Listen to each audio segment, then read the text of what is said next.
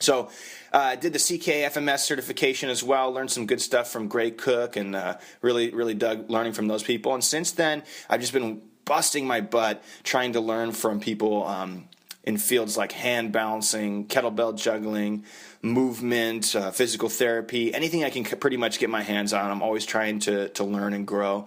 And that kind of brings me to another note I'd like to impart on you, is that you have to continuously learn and grow. If you're in this field right now and you think you're going to find the end-all be-all program, it's not going to happen. There are certainly programs that are better than others. There's certainly programs that you can follow and that will get you to a great place, but nothing is an end-all be-all program, and you have to constantly learn and adapt. And once you master one thing, it's time to move on and start trying to master something else.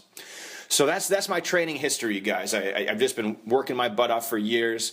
Right now I have a lot of body weight goals, having a good time training, and really just trying to insert more fun into my training. Been doing a lot of rock climbing, kettlebell juggling, things like that, just to really enjoy it so that I don't have to feel like I'm out there doing things that I don't want to do. And that's a great tip for you guys too, is just to make sure that whatever you're doing in your fitness routine, make sure it's fun. So I want to talk to you guys about my real passion in the fitness industry next, and this is movement progressions. Now, the reason why I want to talk about movement progressions is because I feel like simply people do not understand this concept, right? CrossFit gyms and things like that are popping up all over the place. And I love the fact that the functional fitness and the high intensity training and the strength training that they're espousing is becoming more mainstream. That is absolutely, without a doubt, a good thing. The problem is the coaches who are pushing people into things like high rep Olympic lifting and high rep explosive body weight work and herky-jerky kipping pull-ups and stuff like that, without the requisite strength and skill to do those exercises, you are asking for disaster. And that's exactly why when you go talk to chiropractors and physical therapists in any city where there's a bunch of CrossFits, they're going to say, oh, I love having CrossFit here because it fuels my business. Literally, that happens in Santa Cruz where I live. It happens in San Diego where my brother's gyms are. He knows several healthcare practitioners who just love CrossFit because they're just destroying people. And so that's why I love the concept of movement progression so much. Now, if you're totally new to the movement progression method, then what you want to think about is basically an infant, right?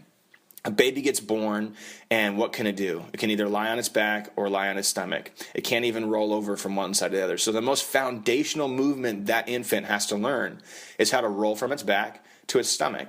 And when it can roll from its back to its stomach, then it'll teach itself to push up, and then it'll teach itself to crawl. And if you think about breaking down these movements into components, you can think about the way your core has to function in order to roll. You can think about the way you have to have stability in your midsection in order to be able to press up to a crawling position.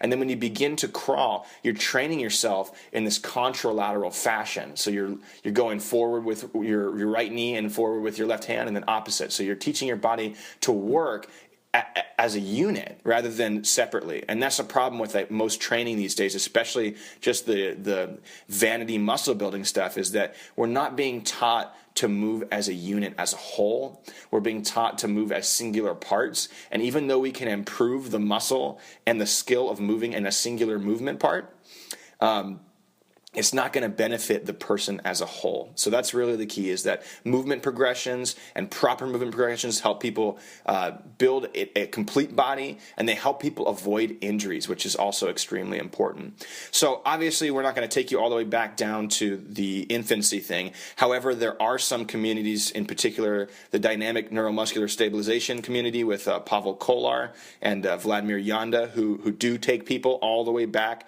to infant movement patterns in order to diagnose muscle imbalances, which is pretty cool stuff. If you guys want to dig into it, it's definitely high level stuff, but it's very cool for you to dig into. What I'm talking about is real simple, okay? Think about it like this. You could go to the gym and you could get a trainer, and they'll probably spend, 2, 3, 4 weeks, depending on how good they are, trying to work on your squat. If they're real good, they're gonna constantly work on your squat. But then almost every trainer out there, when you go to a commercial gym, is going to tell you, okay, we'll do some squats, we'll work on your form, we'll do some lunges, we'll work on your form. Okay, now go ahead and run on the treadmill for 30 minutes, right? So think about this for a second. how much more complicated is running than squatting? It's obviously significantly more complicated. There's tons of different movements going on. There's tons of different core stability elements. There's way more moving parts to a run than there is to a squat. And so people who work on the squat and then tell people to go mindlessly run are just doing the wrong dang thing. You have to have some sort of progression in order to ensure that your body is functioning at least well enough to run without injury. And I only say this because I spend a lot of my time with people trying to untwist the movement patterns that they've ingrained in themselves, right? When muscles turn off, when injuries happen, then we just end up basically surviving. Our body's always built for survival. That's what you should know. And so if we get injured, we're going to survive, even if that means we're going to have a really poor movement pattern. And with today's Western medicine, is the good news is we can usually fix joint injuries, but unless you tackle that neuromuscular component, the ability to move as well, then you're not going to ever get anywhere with it. So that's why movement progressions are so awesome. Now let me give you another example, and this is probably the most common example of movement progressions I like to dig in with people, and that is the iron cross, right? So it's an amazing move. You guys can all picture somebody in the Olympics holding their arms out to the side on the rings, holding that perfect iron cross. Now, if I were to walk into a gymnastics studio, or even let's take somebody else, let's take somebody who's a complete beginner, can't even do a pull-up, and let's have them walk into the gymnastics studio. That person is not going to be told to get on top of the rings and try to lower into an iron cross. That's a recipe for disaster. I mean, arms get pulled out of sockets, who knows, right?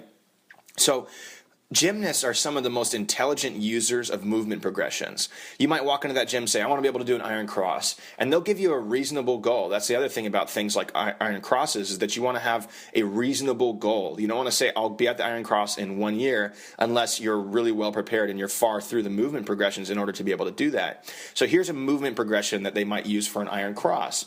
You walk in, the first thing you work on is ring pull-ups or ring rows and ring push-ups.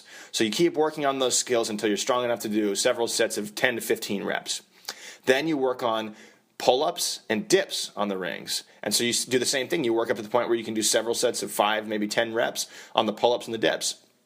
Then we work you into muscle-ups. And there's a whole slew of other muscle-up movement progressions and skill work that go into this. But pretty simply, if I could just make it real easy, you work on muscle-ups and you work on supports next. So that's your ability to pull yourself from a hang position over to the top of the rings and then get yourself into what I call a perfect support.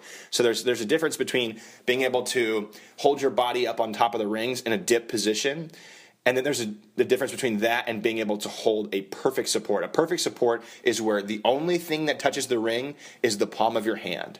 So the straps aren't touching your wrists or anything like that. So it's a little bit of like a really baby iron cross, and it's teaching you to stabilize your torso via your lat, your serratus, your pecs, and that's what really kind of leads into being able to do the iron cross. So after you get the muscle ups to really solid, perfect supports, then you would work on your front lever and back lever progressions to make sure that you have the core stability in order to be able to do the iron cross and that lat brain connection.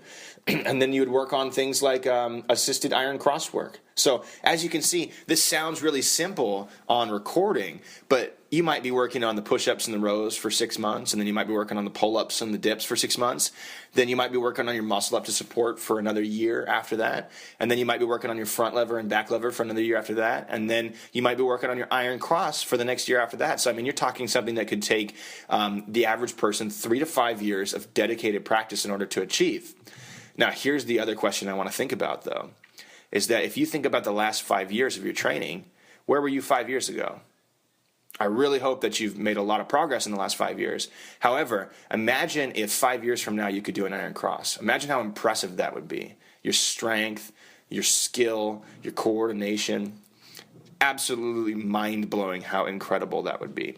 So being able to do the iron cross is absolutely an amazing skill, and then using a proper movement progression is something that you absolutely have to have if that's what you want to achieve. You're never going to get there just trying the iron cross over and over again.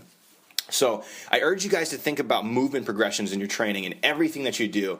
And that's exactly why I've started creating a series of products, things like the Warrior Warm-Up that uses a movement progression that basically starts with really basic stretching and mobility exercises and moves you into much more complicated and advanced exercises like advanced bridging, things like spiders and kickovers, bridge turns, and then hand balancing skills like pressing to handstand, moving to forearm stands, and so many more different things.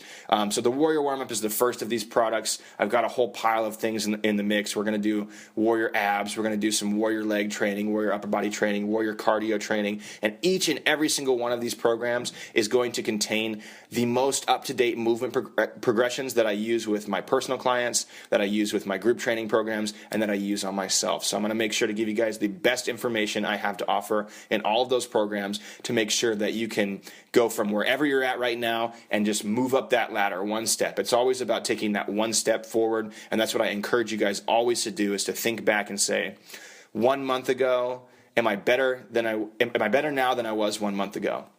So always think about that, trying to always move forward, even if it's just little baby steps. Okay, so we've talked a ton about strength training, kind of my past, really how I love to use movement progressions.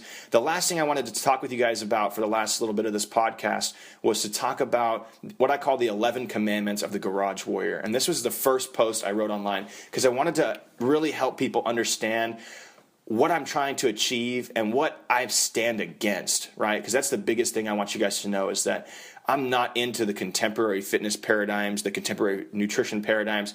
I want you guys to know that I'm giving you the best information I've ever found, and I'm trying to tell you guys how I've gotten these awesome results over the years. So I'm going to talk about the 11 commandments of the Garage Warrior. So